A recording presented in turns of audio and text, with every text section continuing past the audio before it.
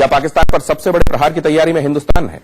क्या पाकिस्तान में बालाकोट से भी बड़ा एयर स्ट्राइक हो सकता है? और एक हफ्ते के भीतर पाकिस्तान की साजिश का तीसरा बड़ा खुलासा हो रहा है। कैसे पाकिस्तान पर फिर गिरने वाले हैं आसमान से बम?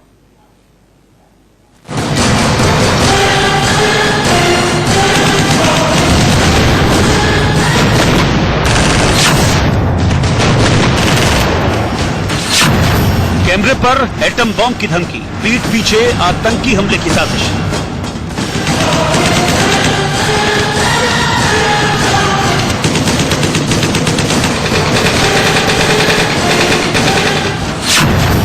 हिंदुस्तान के खिलाफ पाकिस्तान की सबसे बड़ी साजिश का खुलासा।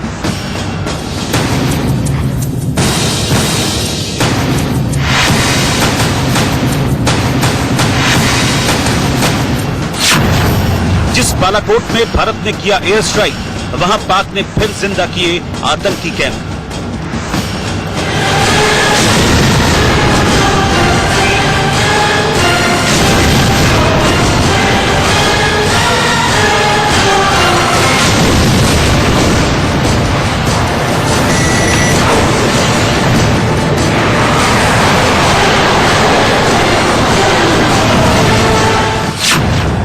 जिस आतंकिस्तान को हिंदुस्तान ने बनाया कब्रिस्तान, उस आतंकी अड्डे को पाकिस्तान ने फिर किया एक्टिव।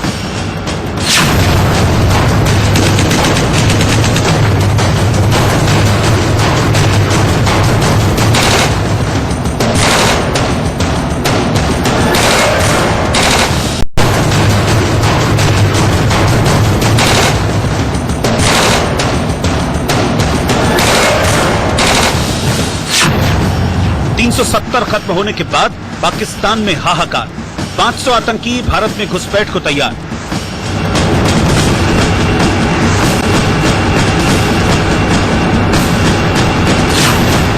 बॉर्डर पर आगे आगे आतंकवादी, पीछे पीछे पाकिस्तानी रेंजर्स।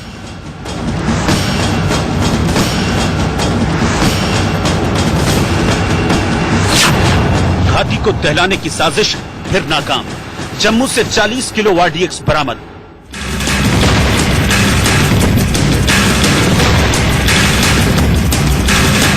पाकिस्तान में बालाकोट से भी बड़ा हमला करेगा हिंदुस्तान।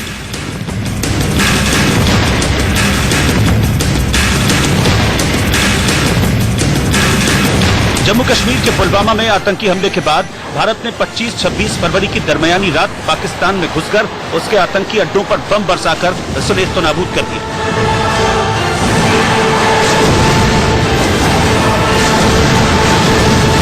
एयरफोर्स के जाबाजों ने एयर स्ट्राइक कर बालाकोट में जैश ए मोहम्मद के सबसे बड़े आतंकी अड्डे को ध्वस्त कर दिया। ये तस्वीरें इस बात की गवाही देती हैं कि आतंकियों को पालने पोसने वाले पाकिस्तान को तब कितना बड़ा झटका लगा।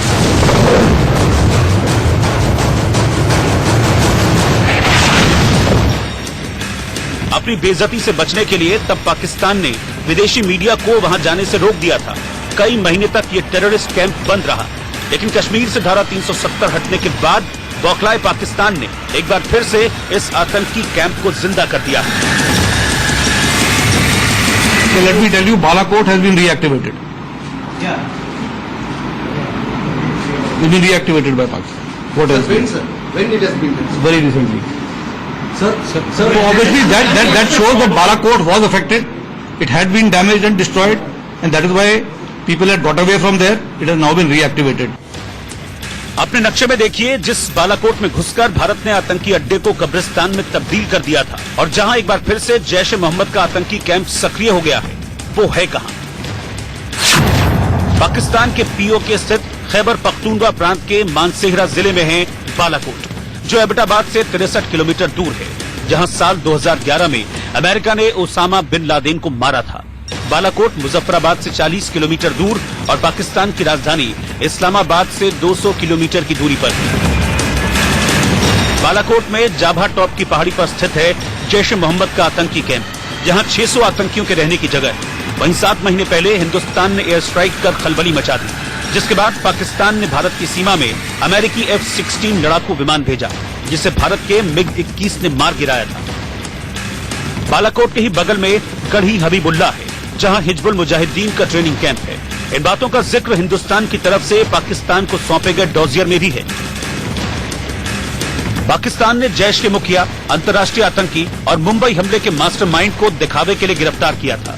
पिछले दिनों खबर आई कि इमरान सरकार ने उसे रिहा भी कर दिया है, लेकिन अब की बार भी बालाकोट में आतंकी कैंप को एक्टिव करने की खबर भारतीय सेना को मिल चुकी है और सेना प्रमुख ने पाकिस्तान को साफ साफ चेताया है, अगर नहीं सुधरे तो भारतीय सेना बालाकोट से आगे जाकर भी एक्शन ले सकती है।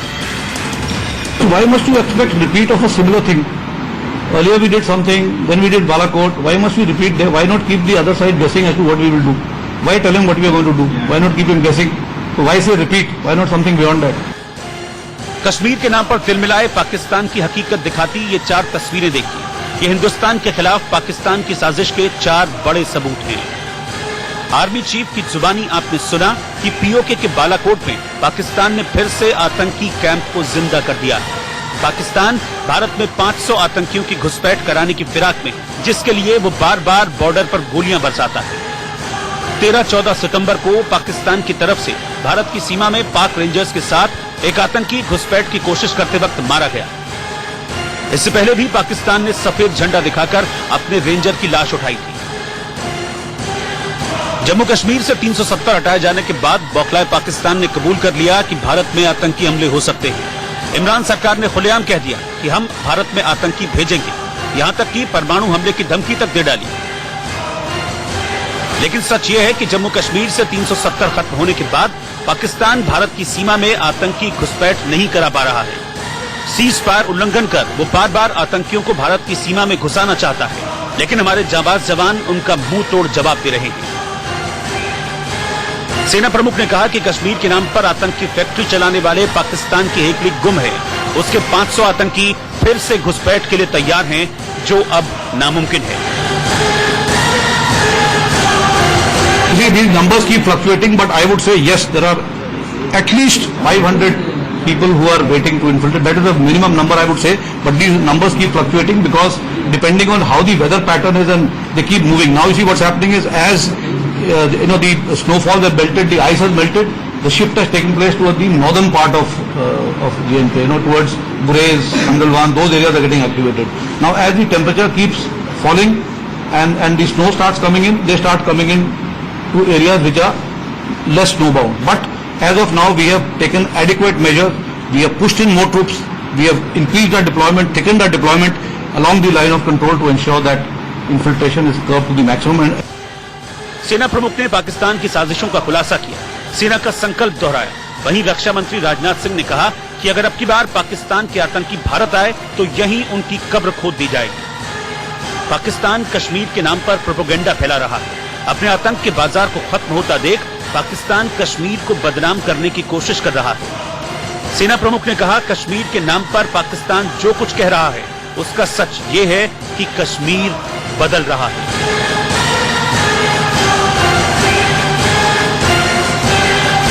बदलते कश्मीर की तस्वीर आतंक की मार्केटिंग करने वाले पाकिस्तान के मुंह पर करारा तमाचा है और अगर जल्द ही पाकिस्तान नहीं सुधरा तो बालाकोट से भी बड़ी बेइज्जती उसे झेलनी पड़ सकती है।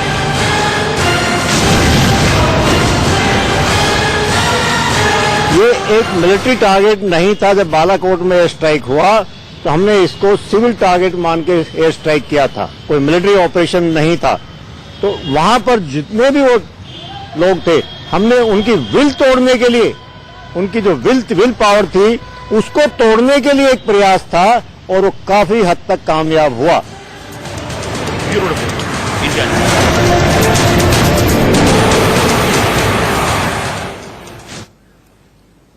पाकिस्तान ने भारत में आतंक को बढ़ावा देने के लिए जमीन और समंदर के बाद अब आसमान का रास्ता चुना है और इसकी पहली खेप ड्रोन के जरिए पहुंचाई गई है। यानी पाकिस्तान ने भारत की सुरक्षा में अब तक की सबसे बड़ी सेंध लगाने की कोशिश की है।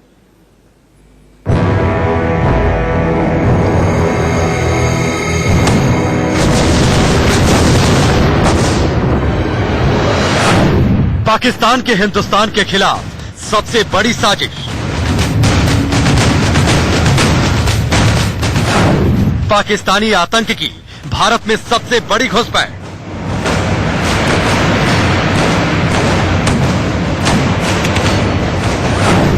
भारत की सुरक्षा में पाकिस्तान की सबसे बड़ी सेना। प्रधानमंत्री मोदी ह्यूस्टन में पाकिस्तान का बैंड बजा रहे थे। उसी वक्त भारत में पाकिस्तान की एक साजिश का पर्दाफाश हुआ, जिसने खुफिया एजेंसियों के भी होश उड़ा दिए, क्योंकि पाकिस्तान ने आतंक का जो रास्ता अख्तियार किया वो बेहद खौफनाक है। न जमीन से न समंदर से आतंक का खतरा इस बार आसमान से, आसमान के रास्ते से हथियारों की सबसे बड़ी खेप। इस बार ड्रोन लेकर आया पाकिस्तान से हथियार। ऊपर से जो क्रॉस करते हैं तो कहीं ना कहीं अपनी स्लिप अप होती है, पर क्योंकि जो जब बाउंड्री अपनी इतनी बड़ी है, इतने उसको लंबा एरिया है, उनका हरेक अगर चाहो कि हम उसको मैन कर लेंगे, वो पॉसिबल नहीं होता है। वो कर सकते हैं। भारत पाक बॉर्डर को पार करके ड्रोन पहुंचा और हथियारों की बड़ी खेप देकर चला गया। सोचिए यह कैसे हुआ, कब हुआ, इस बारे में किसी को भनक तक नहीं लगी। लेकिन पंजाब पुलिस ने एक आतंकी नेटवर्क का भांडाफोड़ किया, जिसमें 4 आतंकी गिरफ्तार किए गए। यहाँ तक सब कुछ सामान्य था। आतंकियों के पास से 5 AK-47 मिली, विदेशी पिस्टल भी बरामद हुई, सैटेलाइट फोन और हैंड ग्रेनेड भी मिले, भारी तादाद में गोला बारूद भी बरामद हुआ। ये सब सामान ड्रोन पाकिस्तान से लेकर आया। अमृतसर के पास लगते जिला तरन में कल 4 दहशतगर्दों को पकड़ा गया है, जिनकी कब्जे से कल भारी मात्रा में जो हथियार बरामद हुए, 10 लाख की करेंसी बरामद हुई है। जानकारी के मुताबिक बताया जा रहा है कि पाकिस्तान की तरफ से ड्रोन के रास्ते कल जो हथियारों की बड़ी खेप भारत में दाखिल हुई थी, उसको रिसीव करके इनके एक साथी तरन तारण जिले में गया, जहां स्पेशल स्टाफ फोर्स और पंजाब पुलिस की तरफ से इनको गिरफ्तार करके एक बड़ी कामयाबी हासिल की। तफ्तीश आगे बढ़ी तो पता लगा ये आतंकी पाकिस्तान के इशारे पर आतंक फैलाने की फिराक में थे। जो खालिस्तान जिंदाबाद फोर्स के नाम से आतंकी संगठन के लिए काम कर रहे थे, ये मॉड्यूल पाकिस्तान और जर्मनी में बैठे आतंक की आका चला रहे थे। यानी पाकिस्तान ने खालिस्तानी मंसूबे को हवा देने के लिए ड्रोन के जरिए हथियार भेजे। अब जानिए कि ड्रोन के जरिए हथियार गिराने में कामयाबी कैसे मिली होगी। दरअसल ड्रोन कम ऊंचाई पर उड़ता है, जिसके कारण ये रडार में कैप्चर नहीं हो पाता। खालिस्तान को जो मिल रहा है सामान, तो नॉर्मल टेररिस्ट को भी मिलेगा। उसमें कोई ऐसी बड़ी बात तो है नहीं कि उसको नहीं मिल सकता। तो ये जो तरीका है, इसके लिए पूरा का पूरा हमें सेंध लगा, पूरा का पूरा इन्वेस्टिगेट करना पड़ेगा। कहा जा रहा है वाघा बॉर्डर के पास कहीं ड्रोन हथियार गिराकर चला गया, जिससे बाद में आतंकियों ने उठा लिया। लेकिन सवाल ये उठता है, इतनी बड़ी आतंकी गतिविधि हो गई और किसी को पता भी नहीं चला। अब पंजाब सरकार इस मामले की जांच के लिए BSF और एयरफोर्स से मदद मांग रही है। साथ ही इस केस को NIA को सौंपने की बात कही जा रही है, जिससे पूरे आतंकी मॉड्यूल का खुलासा हो सके। ऐसा पहली बार हुआ है, लेकिन खतरा बेहद बड़ा है। आपको कुछ तस्वीरें दिखाते हैं, जिससे आपको अंदाजा हो जाएगा कि ड्रोन से हथियार ही नहीं, हमला भी किया जा सकता है। ईरान में तेल के कुओं पर ड्रोन अटैक।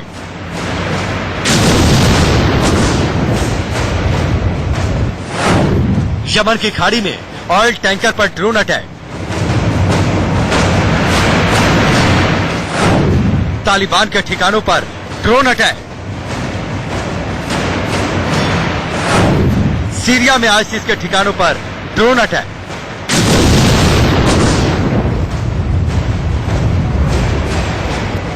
ड्रोन अटैक बेहद हाहाकारी होता है, जिसमें दुश्मन देश को बेहद कम नुकसान की आशंका होती है। पाकिस्तान ने इसीलिए ये रास्ता अख्तियार किया होगा, क्योंकि पाकिस्तानी आतंकियों की घुसपैठ की कई कोशिशें नाकाम हो गई हैं। बैट कमांडो भी LOC पर आतंकियों की घुसपैठ कराने में नाकामयाब हुए। ड्रोन आर्म ड्रोन होते हैं, वो मिसाइल लॉन्च कर सकते हैं 30,000 फीट से। 30,000 फीट से मिनिस्टर को उन्होंने मारा हुआ यमन में कार में। तो इस पर कोई बड़ी बात नहीं है कि अगर आर्म ड्रोन होगा तो वो अपने वेपन्स को लॉन्च कर सकता है, चाहे रिहायशी इलाका हो चाहे मिलिट्री का इलाका हो। तो ड्रोन्स तो अगर टेररिस्ट से अप्लाई कर रहा है तो रिहायशी इलाके के ऊपर ही अप्लाई करेगा, अपना उसको फायर करेगा। गिरफ्तार किए गए आरोपियों की पहचान बलवंत सिंह उर्फ बाबा उर्फ निहंग, आकाशदीप उर्फ आकाश रंधावा, हरभजन सिंह और बलबीर सिंह के रूप में हुई है, जो खालिस्तानी आतंकी गुट के लिए काम कर रहे थे। सभी आतंकियों के तार जर्मनी और पाकिस्तान के आतंक के आकाओं से जुड़े थे। जाहिर है जर्मनी से तो ड्रोन आया नहीं होगा, हाँ पाकिस्तान ने इसका इंतजाम किया होगा। यानी पाकिस्तान अब एक साथ 2 मॉड्यूल पर काम कर रहा है। एक तरफ कश्मीर में 370 हटाने से बौखलाकर आतंकियों की घुसपैठ कराने की कोशिश में है, दूसरी तरफ खालिस्तानी आतंकी मॉड्यूल को जिंदा करना चाहता है, जिसके लिए हथियारों की खेप ड्रोन के जरिए भेजी। लेकिन इसका खुलासा होने से भारतीय खुफिया एजेंसियां चौकन्ना हो चुकी हैं। तो खबर की खबर यह है कि एक तरफ पाकिस्तान भारत को आतंक की आग में झोंकने की जी तोड़ कोशिश में है, वहीं हिंदुस्तान में दिन रात आतंकवाद का फन कुचला जा रहा है। आज भी जम्मू कश्मीर से लेकर गुजरात तक सुरक्षा बलों ने दहशतगर्दों पर नकेल कसी है। ये एक्सक्लूसिव रिपोर्ट सिर्फ इंडिया न्यूज पर।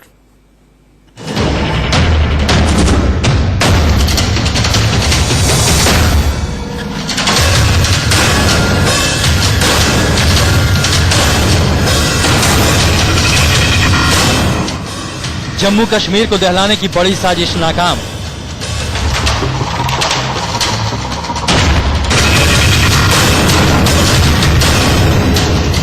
एक घर से बरामद 40 किलो आरडीएक्स। कठुआ के बिलावर से करीब 40 किलो आरडीएक्स बरामद किया गया है। पुलिस के मुताबिक बिलावर कस्बे के देवल गांव के एक घर से यह आरडीएक्स बरामद हुआ है। पुलिस ने इस आरडीएक्स के सैंपल को जांच के लिए भेज दिया है। जम्मू कश्मीर पुलिस ने पिछले 1 साल में किश्तवाड़ में आतंकवादियों की 4 वारदातों का खुलासा किया है। पुलिस ने सीआरपीएफ, आर्मी और एनआईए की मदद से 4 मामलों को सुलझा लिया है। इसमें बीजेपी नेता चंद्रकांत शर्मा और उनके पीएसओ की हत्या का मामला भी शामिल है। इस मामले में 3 लोगों को गिरफ्तार किया गया है। जम्मू कश्मीर पुलिस को एक बड़ी कामयाबी मिली है, जिसमें जम्मू कश्मीर पुलिस ने किश्तवाड़ से 3 जो है आतंकियों को पकड़ा है। आपको बता दूं कि ये जो आतंकी हैं देख सकते हैं, इन तीनों को जो है अब यहाँ से जम्मू कश्मीर पुलिस को एक बड़ी कामयाबी मिली है, जिसमें जम्मू कश्मीर पुलिस ने किश्तवाड़ से 3 जो है आतंकियों को पकड़ा है। आपको बता दूं कि ये जो आतंकी हैं देख सकते हैं, इन तीनों को जो है अब यहाँ से ले जाया जा रहा है। आपको बता दूं कि यही जो 3 आतंकी हैं, ये जो बीजेपी के 2 नेताओं की हत्या हुई और उसके साथ साथ जो है चंद्रकांत जो नेता थे आरएसएस के, उनकी हत्या जो है जो की गई, उसमें जो है ये इन तीनों ने अहम रोल ये निभाया था, क्योंकि इन्होंने ही जो है वहां पर आतंकी जो ओसामा और आतंकी जहांगीर सरूरी जो लॉन्गेस्ट सर्वाइवल आतंकी है, इनको पनाह देने में जो है मुख्य भूमिका निभाई थी। गुजरात एटीएस और अहमदाबाद क्राइम ब्रांच ने मोस्ट वांटेड आतंकी अब्दुल बहाव शेख को गिरफ्तार कर लिया है। बहाव को सऊदी अरब के जद्दा से अहमदाबाद लौटने के रास्ते गिरफ्तार किया गया है। अब्दुल बहाव शेख पर 2003 में जिहादी गतिविधियों के लिए आर्थिक मदद मुहैया कराने का आरोप। हमको जो इनपुट्स मिले, उन इनपुट्स के आधार पर हमने एयरपोर्ट से 2003 में गुजरात से भागा हुआ एक जिहादी था, उनको हमारी गुजरात की एटीएस और क्राइम ब्रांच ने पकड़ा है। मैं हमारी गुजरात की क्राइम ब्रांच और एटीएस को बधाई देता हूं। अब जानिए कि कौन है अब्दुल बहाव शेख।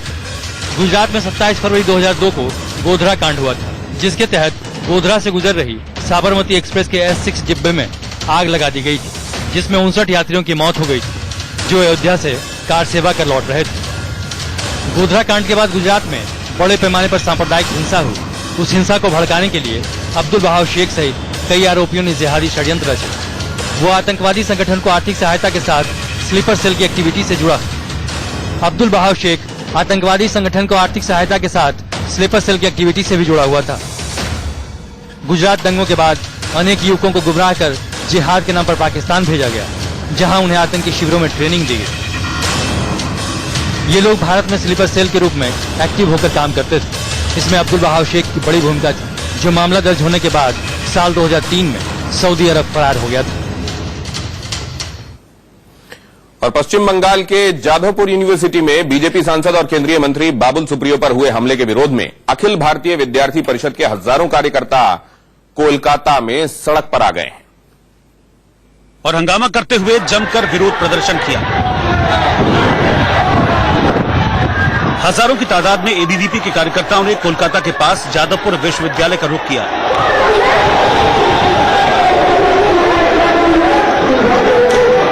एबीवीपी का झंडा और बैनर पोस्टर के लिए कार्यकर्ताओं ने यूनिवर्सिटी के पास जमकर नारेबाजी की और मार्च करते हुए जोरदार विरोध प्रदर्शन किया।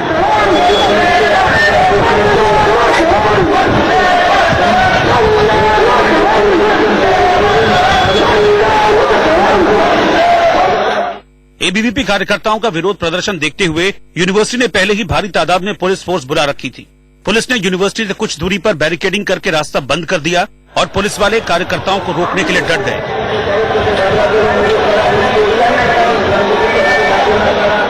यूनिवर्सिटी के एक तरफ पुलिस फोर्स और बाहर हजारों कार्यकर्ताओं की भीड़ इतनी उग्र थी कि उसने पहले तो बैरिकेडिंग के ऊपर चढ़कर उसे लांघने की कोशिश की, लेकिन पुलिस के डंडे की मार खाकर उन्होंने बैरिकेड्स को धक्का मारकर तोड़ने की कोशिश की।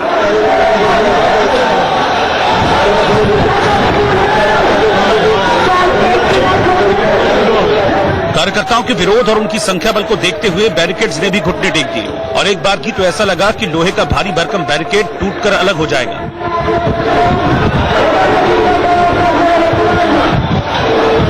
लेकिन पुलिस फोर्स ने हार नहीं मानी और उसने सख्ती दिखाते हुए रबर बुलेट्स का इस्तेमाल किया, जिसके बाद कार्यकर्ता गेट छोड़कर भाग खड़े हुए। दरअसल 19 सितंबर को केंद्रीय मंत्री बाबुल सुप्रियो पर जाधवपुर यूनिवर्सिटी में एबीवीपी के एक सेमिनार को संबोधित करने के दौरान ये सब कुछ हुआ, जहां कुछ छात्रों ने उन्हें घेर लिया और उनके खिलाफ नारेबाजी करते हुए काले झंडे तक दिखाए। इसके बाद मामले ने तूल पकड़ लिया और कई शहरों में विरोध प्रदर्शन हुआ। इसी क्रम में सोमवार को एबीवीपी के हजारों कार्यकर्ताओं का जमावड़ा यूनिवर्सिटी के पास भी पहुंचा। बैरिकेड्स लगाकर रोके जाने के बाद कार्यकर्ता सड़क पर ही बैठ गए और ताली बजाकर यूनिवर्सिटी प्रशासन के खिलाफ नारेबाजी की। इस दौरान पुलिस ने उन्हें धरना खत्म कर वापस जाने को कहा, लेकिन वो इसके लिए तैयार नहीं दिखे। उधर जादवपुर यूनिवर्सिटी की घटना में छात्रों का साथ देते हुए पश्चिम बंगाल की मुख्यमंत्री ममता बनर्जी ने लोकतंत्र में विरोध प्रदर्शन को जरूरी बताया। कोलकाता में मचे घमासान को देखकर ऐसा लग रहा है कि अभी ये मामला और तूल पकड़ेगा। और आगे बढ़े उससे पहले आपको दिखा देते हैं इस वक्त की सुर्खियां। बड़ी खबर के